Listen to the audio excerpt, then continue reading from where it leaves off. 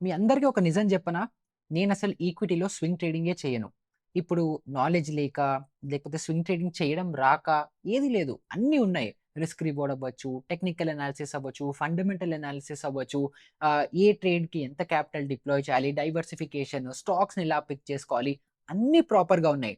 Knowledge గూడా ఉంది. కానీ అయినా కూడా నేను అనుకున్నంత ప్రాఫిట్స్ జనరేట్ చేయలేకపోయాను స్వింగ్ ట్రేడింగ్ నుంచి. సో, అన్నీ కరెక్ట్‌గా ఉండి అంతా బానే ఉంది. కానీ నేను స్వింగ్ ట్రేడింగ్ నుంచి ప్రాఫిట్స్ ఎందుకు తీసుకురాలేకపోతున్నాను? నా ఎక్స్‌పెక్టెడ్ రిటర్న్స్ ఎందుకు రావట్లేదు? అని చెప్పి నేను ఏం చేశానంటే అనలైజ్ చేసుకున్నాను. నా ట్రేడింగ్ హిస్టరీ అవ్వచ్చు, నా పెర్ఫార్మన్స్ అవ్వచ్చు, మొత్తం అన్నీ అనలైజ్ చేస్తే నాకు ఒక 10 ప్రాబ్లమ్స్ ఐడెంటిఫై అయ్యాయి. అండ్ ఈ 10 ప్రాబ్లమ్స్ కనుక స్వింగ్ ట్రేడింగ్‌లో నేను చేస్తూ ఉంటే నాకు ప్రాఫిటబుల్ రాలేదు. నేను ప్రాఫిట్స్ చేసుకోలేకపోయాను కాబట్టి ఈ 10 మిస్టేక్స్ గనుక ఇంక ఎవరు చేస్తున్నా కూడా వాళ్ళు స్వింగ్ ట్రేడింగ్‌లో ప్రాఫిటబుల్ అయితే అవ్వలేరు. ఇది ఫస్ట్ పాయింట్. సెకండ్ రియలైజేషన్ నాకొచ్చిందేంటంటే, నేను ఈ 10 మిస్టేక్స్‌ని అవాయిడ్ చేయలేకపోయాను. 10 మిస్టేక్స్ ఇన్‌వాలంటరీగా నేను చెయ్యకూడదు, నేను చెయ్యొద్దు అని అనుకున్నప్పటికి కూడా చేసేస్తున్నాను. సో, అప్పుడు నేను కాన్షియస్‌గా తీసుకున్న డెసిషన్ ఏంటి అనంటే, స్వింగ్ ట్రేడింగ్ నా సైకాలజీకి సూట్ అవ్వట్లేదు. నేను చెయ్యకూడదు అని నేను ఆపేసేలాగా నాకు హెల్ప్ అనేదయింది. సో, ఈ video main motive or agenda ఏంటంటే, ఒకటి మీరు స్వింగ్ ట్రేడింగ్‌లో ఎలాంటి తప్పులు చేస్తే స్వింగ్ ట్రేడింగ్‌లో ప్రాఫిటబుల్ అవ్వలేరు అన్న క్లారిటీ మీకొస్తుంది. అండ్ ఆ తప్పుల్ని నేను అవాయిడ్ చెయ్యలేను. నా సైకాలజీ దానికి ట్యూన్ అవ్వలేదు అని అనుకుంటే మీరు స్వింగ్ ట్రేడింగ్ ఆపేసి ఇంకా వేరే డిఫరెంట్ సార్ట్స్ ఆఫ్ ట్రేడింగ్ ఇప్పుడు నేను ఇంట్రాడేలో ఈక్విటీ చేస్తాను. స్వింగ్ ట్రేడింగ్ ఎప్పుడు చేయను. ఈక్విటీ, ఇంట్రాడే కూడా చేస్తుంటాను. అండ్ ఎఫ్ఎన్ఓలో ఆప్షన్స్‌లో ఎక్కువ ట్రేడ్ చేస్తుంటాను. సో, నా మైండ్ దానికి ట్యూన్ అయిందని చెప్పి నేను యాక్సెప్ట్ చేశాను కదా! సో, అలాగే మీరు కూడా మీ సైకాలజీకి స్వింగ్ ట్రేడింగ్ సూట్ అవుతుందా? సూట్ అవ్వదా? అన్న రియలైజేషన్ ఈ వీడియోలో మనం తెలుసుకుందాము. సో, ఇంక డిలే చేయకుండా వీడియోలోకెళ్ళిపోదాము. కానీ ఎవరైతే మన ఛానెల్‌కి ఫస్ట్ టైమ్ వచ్చేసారో వాళ్ళకింకా నా గురించి తెలియకపోతే, నా పేరు నిహాల్. నేను స్టాక్ మార్కెట్‌లో ఒక ఫుల్ టైమ్ ఆప్షన్స్ ట్రేడర్‌ని. అండ్ మీరు చూస్తున్న వీడియోస్‌నేమో ఎడిట్ చేసింది బషీర్. సో, ఇంక మన వీడియోని మొదలుపెట్టేద్దామా?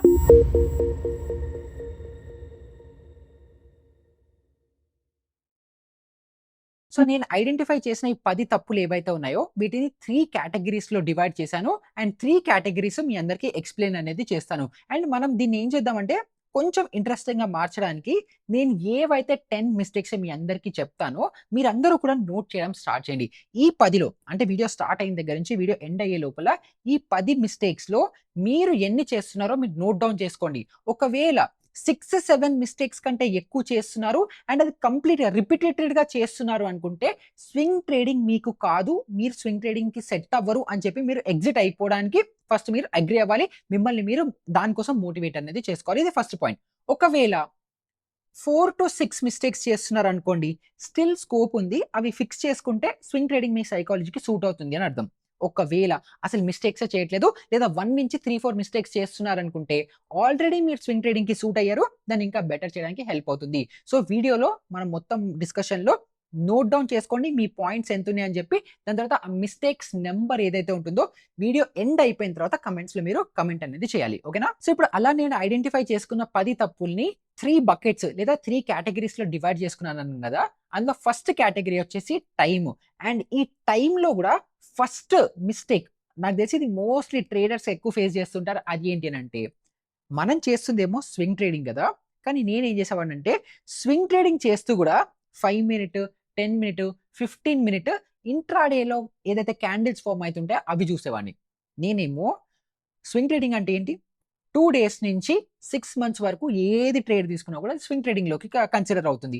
అండ్ నార్మల్‌గా ఒక గుడ్ స్వింగ్ ట్రేడ్ అన్నా గూడా అట్‌లీస్ట్ ఒక 10 డేస్ నుంచి 30 డేస్ మధ్యలో గనుక ఉంటే అది మంచి high quality swing trading strategy లేదా స్వింగ్ ట్రేడింగ్‌లో మనం పార్టిసిపేట్ చేస్తున్నట్టు.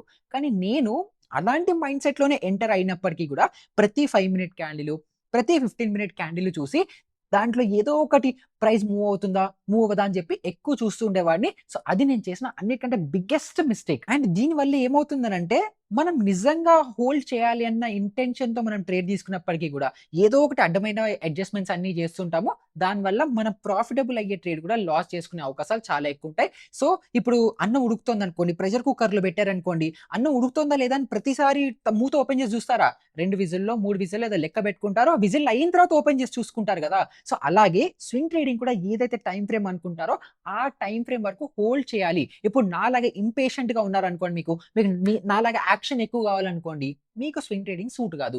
సో, ఒకవేళ మీరు కూడా ఇదే తప్పు చేస్తున్నారు, లేకపోతే ఈ తప్పు నుంచి ఓవర్‌కమ్ అవ్వలేకపోతున్నారు అనుకుంటే, మనం ఇందాక 10 పాయింట్స్ అనుకున్నాం కదా! దాంట్లో ఫస్ట్ పాయింట్ +1 అని ఏసేసుకోండి. ఇప్పుడు సెకండ్ మిస్టేక్ గురించి మాట్లాడుకుందాం. నెక్స్ట్ మిస్టేక్ ఏంటంటే, ప్రతిరోజు స్టాక్‌లో ఏదో ఒక యాక్టివిటీ జరగాలి అని ఎక్స్‌పెక్ట్ చేయడం. సో, ఇప్పుడు నేను ఫస్ట్ మిస్టేక్‌లో ఏం చేశాను? ప్రతి 5 మినిట్ క్యాండిల్ చూస్తున్నాను కదా! ప్రతి 15 మినిట్ క్యాండిల్ చూస్తున్నాను కదా! So, by default, by nature stocks ఎలా మూవ్ అవుతాయంటే, ఇప్పుడు హై బీటా వాల్యూ స్టాక్స్ చాలా వోలటైల్ ఉండే స్టాక్స్ తీసుకున్నప్పటికీ కూడా ఎవ్రీ సింగిల్ డే మూవ్‌మెంట్ అవ్వాలని రూల్ లేదు. సో, ఏదో ఒక సపోజ్ ఒక 2, 3 డేస్ కన్సాలిడేషన్ ఫేజ్‌లో ఉందనుకోండి ఆ స్టాకు. అప్పుడు నా జడ్జ్‌మెంట్స్ అవ్వచ్చు, లేకపోతే నేను తీసుకున్న డెసిషన్స్ అవ్వచ్చు, ఇవన్నిటిని నన్ను నేనే క్వెషన్ చేసుకొని, ఆ స్టాక్ ఎందుకు మూవ్ అవ్వట్లేదు? నేనేదైనా తప్పు చేశానా? నేనేదైనా క్యాండిల్ స్టిక్ రాంగ్‌గా చూజ్ చేసుకున్నానా? ప్యాటర్న్‌ని సరిగ్గా అనలైజ్ చేయలేనా? అని ఇంత ఓవర్ థింక్ చేసేస్తాను. ఎందుకు? స్టాక్ మూవ్ అవ్వట్లేదు. ఇప్పుడు నాకు ఆలోచించుకోవడానికి ఎక్కువ టైం ఉంది. సో, ఎప్పుడైతే తప్పు చేశానో, అప్పుడు గూడా నాకు స్వింగ్ ట్రేడింగ్ అనేది మేజర్‌గా సూట్ అవ్వలేదు. అండ్ దానివల్ల నేను ఇర్రాషనల్ డెసిషన్స్ అనేవి చాలా తీసుకున్నాను. సో, మీరు కూడా ఇలాంటి తప్పు చేస్తుంటే, మనం ఇందాక +1 ఏసుకున్నాం గదా! మళ్ళీ దాన్ని +2 చేసేయండి. తర్వాత థర్డ్ మిస్టేక్ ఏంటంటే, రోజులు లెక్కబెట్టడం. అంటే నేను ఇవాళ ఎంట్రీ తీసుకున్నాను. నా మైండ్‌లో ఏదో ఒక స్పెసిఫిక్ టైమ్ ఫ్రేమ్ ఉంటుంది. ఏంటి? 4 రోజులు, 5 రోజులు. సో, ఇప్పుడు మీరు నా క్యాండిల్ స్టిక్ వీడియోస్ చూస్తే మీ అందరికీ క్లియర్‌గా నేను ఎక్స్‌ప్లెయిన్ చేశాను. ఏంటి? ఇప్పుడు సపోజ్ హ్యామర్ క్యాండిల్ ఏదైనా స్టాక్‌లో ఫార్మ్ అయింది. ఒక సపోర్ట్ జోన్ దగ్గర అనుకుంటే, అక్కడ మనం ఎంట్రీ తీసుకుంటే నెక్స్ట్ 4, 5, 6 డేస్ వరకు ఆ మొమెంటమ్ అనేది కంటిన్యూ అవుతుందని చెప్పి మనం ఆల్రెడీ డిస్కస్ చేసుకున్నాం. ఇప్పుడు ఫర్ ఎగ్జాంపుల్ మీరు సూపర్ ట్రెండ్ అవ్వచ్చు, లేకపోతే మూవింగ్ యావరేజెస్ అవ్వచ్చు, లేకపోతే ప్రైస్ యాక్షన్ ఏదైనా ప్యాటర్న్స్, స్ట్రక్చర్స్‌లో గనుక మీరు ట్రేడ్ తీసుకున్నారనుకుంటే, మీరు హోల్డింగ్ పీరియడ్ అనేది మీరు తీసుకున్న దాన్ని బట్టి డిఫర్ అవుతుంది. ఇప్పుడు క్యాండిల్ స్టిక్ తీసుకుంటే 4, 5, 6 డేస్, 1 వీక్ వరకు ఆ మొమెంటమ్ కంటిన్యూ అవ్వచ్చు. కానీ అలా గాకుండా price action structures, support resistances, లేకపోతే హెడ్ అండ్ షోల్డర్ ప్యాటర్న్స్ అవ్వచ్చు, ట్రయాంగులర్ ప్యాటర్న్స్ అవ్వచ్చు, ట్రెండ్ లైన్ బ్రేక్‌ఔట్స్ అవ్వచ్చు, బ్రేక్ డౌన్స్ అవ్వచ్చు.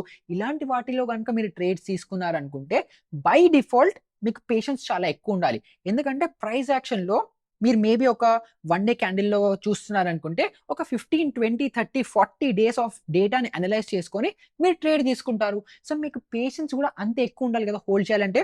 మీరు 30, 40 డే టైమ్ ఫ్రేమ్‌లో సపోర్ట్ రెసిస్టెన్సెస్ ఐడెంటిఫై చేసుకొని ట్రేడ్ తీసుకొని మీరు నెక్స్ట్ 4, 5 డేస్‌లో మూవ్‌మెంట్ రావాలని ఎక్స్‌పెక్ట్ చేస్తున్నారు. నేను కూడా అలాగే ఎక్స్‌పెక్ట్ చేశాను. సో, అలా నాకు ఏమైందంటే పేషెంట్‌గా వెయిట్ చేయడం రాక, లేకపోతే 30, 40 డే టైమ్ ఫ్రేమ్ మనం చూస్తున్నాం కాబట్టి నెక్స్ట్ 30, 40 డేస్ వరకు నేను పేషెంట్‌గా హోల్డ్ చేయాలని నాకు ఎవరు నేర్పించక, నాకు చెప్పక స్టాక్‌లో మూవ్‌మెంట్ రావట్లేదేమో అన్న ఆ సెల్ఫ్ కాన్ఫిడెన్స్ పోతుంది చూడండి.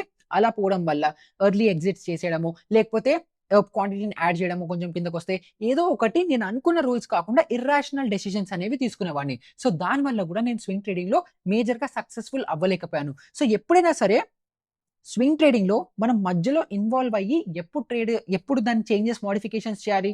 నేను అనుకున్న లాజిక్ డిఫరెంట్‌గా చేంజ్ అవుతోంది. స్ట్రక్చరల్‌గా ఏదైనా మేజర్‌గా చేంజ్ వచ్చింది.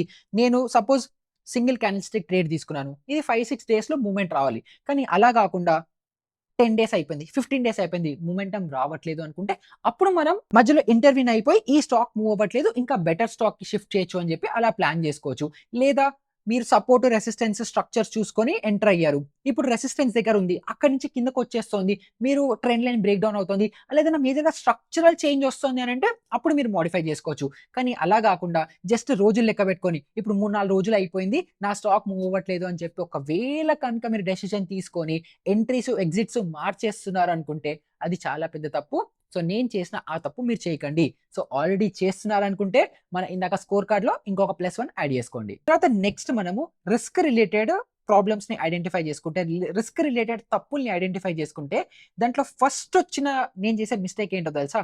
ఇప్పుడు సపోజ్ స్టాక్ నేను తీసుకొని ఎంటర్ అయిన స్టాక్ మూవ్ అవ్వట్లేదు అనుకుందాం. లేదా చాలా గ్రాడ్యుయల్‌గా, స్లోగా మూవ్ అవుతుంది అనుకుందాం. కానీ నా డైరెక్షన్‌లో నేను అనుకున్న డైరెక్షన్‌లో మూవ్ అవుతుంది అని అనుకుంటే, స్లోగా అయినా సరే నా డైరెక్షన్‌లో మూవ్ అవుతోంది కదా! ఇది ఎప్పటికైనా మంచిగా నా ప్రాఫిట్ హిట్ అవుతుంది అని చెప్పి, ఇలా స్లో మూవింగ్ స్టాక్‌లో నేను యావరేజ్ ఔట్ చేయడం. స్వింగ్ ట్రేడింగ్ అంటే ఎలాగో పేషెంట్ గేము. స్టాక్ నా డైరెక్షన్‌లోనే మూవ్ అవుతోంది. సో, నేను ఇంకొంచెం క్వాంటిటీస్ యాడ్ చేసినా, ఇప్పుడు నేను నా ఫస్ట్ 4 ఎగ్జాంపుల్స్‌లో నేను చెప్పాను కదా! ఇంపేషెంట్‌గా ఉండి స్టాక్ మూవ్ అవ్వట్లేదంటే ఎగ్జిట్ అయిపోతా అని చెప్పి. సో అలా ఎగ్జిట్ అయిపోయిన డబ్బులు కొంచెం ఏదైనా స్టాక్ స్లైట్‌గా మూవ్‌మెంట్ ఇస్తూ నా డైరెక్షన్‌లో ఎళ్తుంటే ఆ డబ్బులు తీసి ఈ స్టాక్‌లో యాడ్ చేసేవాడిని. సో దానివల్ల ఏమయ్యేదంటే కొన్ని సార్లు వర్కౌట్ అయినప్పుడు నిజంగా మంచిగా వర్కౌట్ అయ్యేది.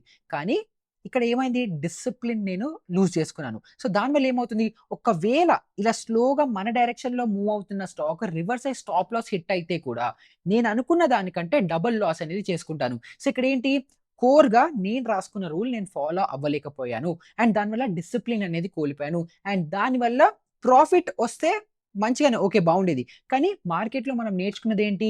ఎవరైతే మార్కెట్‌లో డిసిప్లిన్డ్‌గా రూల్స్ ఫాలో అవుతారో, ఎవరైతే తప్పులు తక్కువ చేస్తారో మార్కెట్ వాళ్ళకి రివార్డ్ ఇస్తుంది. కానీ నేను ఇక్కడ ఏం చేశాను?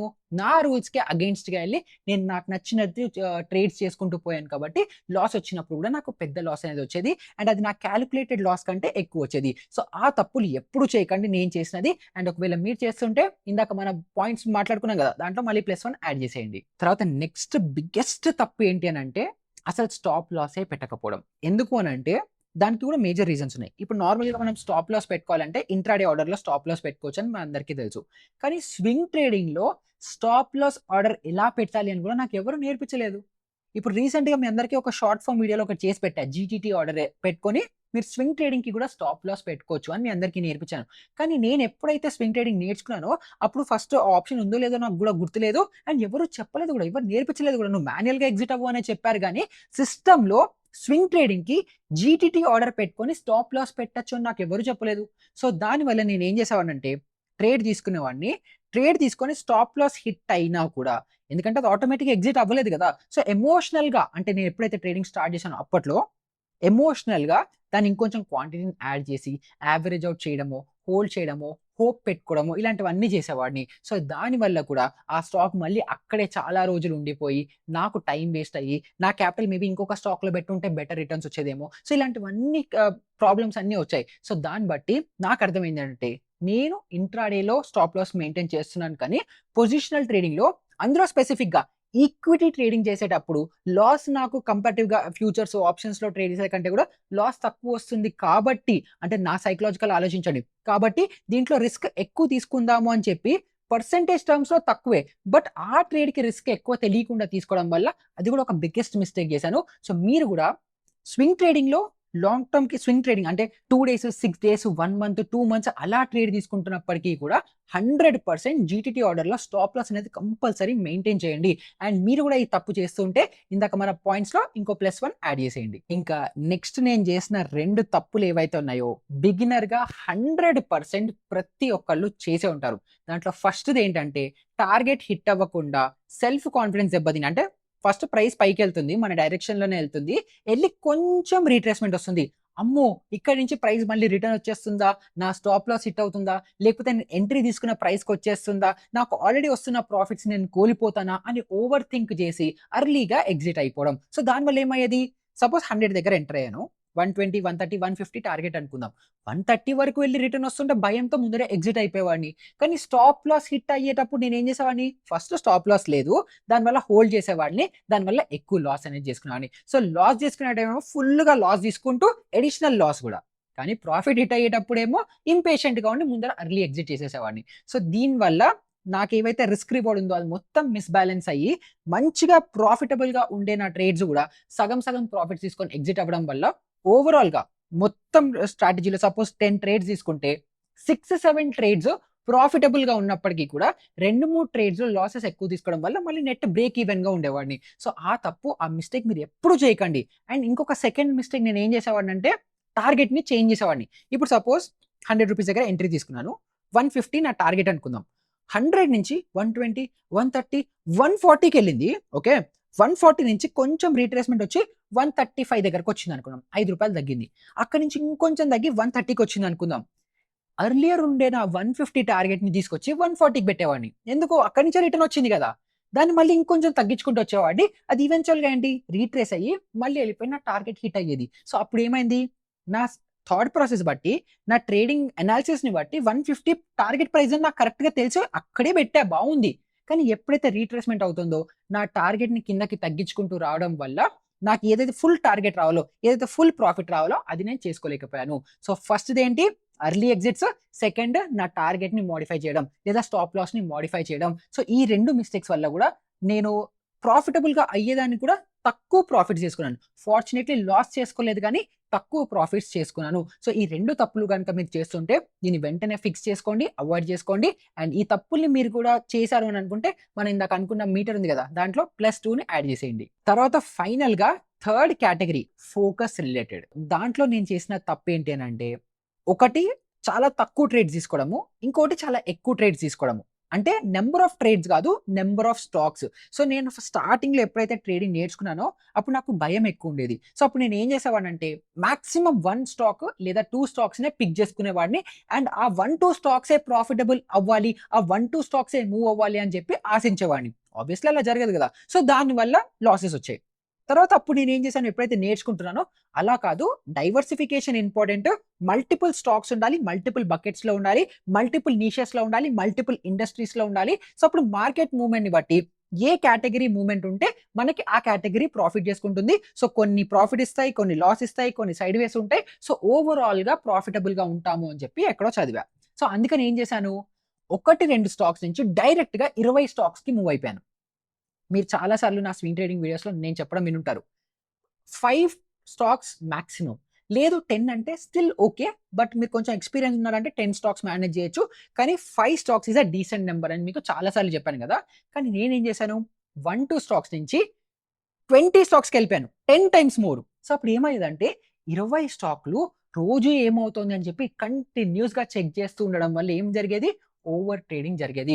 అండ్ ఒక దాంట్లో ఒక డబ్బులు, ఇంకో దాంట్లో నుంచి ఇంకో డబ్బులు అక్కడ ఇక్కడ ఇక్కడ అంతా మూవ్ అయిపోయి మొత్తం అంతా ఒక రచ్చలాగా అయిపోయేది. నా ట్రేడింగ్ టెర్మినల్ మొత్తం అంతా ఏదేదో ఓవర్ ట్రేడింగ్ అనేది జరిగిపోయాయి. సో, దాన్ని అవాయిడ్ చేయడానికి ఈ తప్పులన్నీ చేసిన తర్వాత నేను రియలైజ్ అయిన స్వీట్ స్పాట్ ఏంటి అనంటే 5 స్టాక్స్, ఎక్స్‌పీరియన్స్ ఉన్నాయనుకుంటే 10 స్టాక్స్. అంతకు మించి దాటకూడదు అని జెప్పి ఈ తప్పు చేసిన తర్వాత రియలైజ్ అయ్యాను. సో, మీరు గూడా ఒకవేళ ఈ తప్పులు చేస్తుంటుంటే ఫస్ట్ అక్కడ +1 యాడ్ జేసుకోండి. తర్వాత ఈ తప్పు మీరు చేశారా లేదా కామెంట్స్‌లో చెప్పండి. అండ్ చేస్తుంటే అవాయిడ్ జేయండి. తర్వాత నెక్స్ట్ మిస్టేక్ ఏంటంటే ఏదైనా స్టాక్ సపోజ్ సైడ్ వేస్‌లో ఉండిపోయిందనుకుందాం. దాని మీద హోప్స్ బిల్డ్ చేసుకోవడం. అంటే ఇప్పుడు ఐటీసీ లాంటి స్టాక్ ఇప్పుడంటే చాలా ర్యాలీ అయింది. మనకు ప్రాఫిట్ ఇచ్చింది అంతా బానే ఉంది. కానీ ఎప్పుడైతే సైడ్ వేస్ జోన్స్‌లో ఉందో అలాంటి స్టాక్ ఏదైనా మీ పోర్ట్‌ఫోలియోలో ఉందనుకోండి. ఆ స్టాక్ సైడ్ వేస్‌లో ఉంది. సో, ఎప్పటికైనా మూవ్ అవుతుందిలే అన్న హోప్ ఒకటి పెట్టుకొని ఉంటాం చూడండి. దానికంత బిగ్గెస్ట్ మిస్టేక్ ఏది లేదు. ఇప్పుడు ఎలా అయితే మనం ఒక స్టాప్ లాస్ పెట్టుకుంటామో అది ప్రైస్ లెవెల్స్‌ని బట్టి స్టాప్ లాస్ ఎలా అయితే పెట్టుకుంటామో అదే విధంగా టైమ్ బేస్డ్ స్టాప్ లాస్ కూడా ఉండాలి. ఇప్పుడు సపోజ్ సింగిల్ క్యాండిల్‌స్టిక్ ప్యాటర్న్‌లో గనుక మీరు ట్రేడ్ తీసుకున్నారనుకుంటే 2, 3 డేస్‌లో మొమెంటమ్ స్టార్ట్ అయిపోవాలి.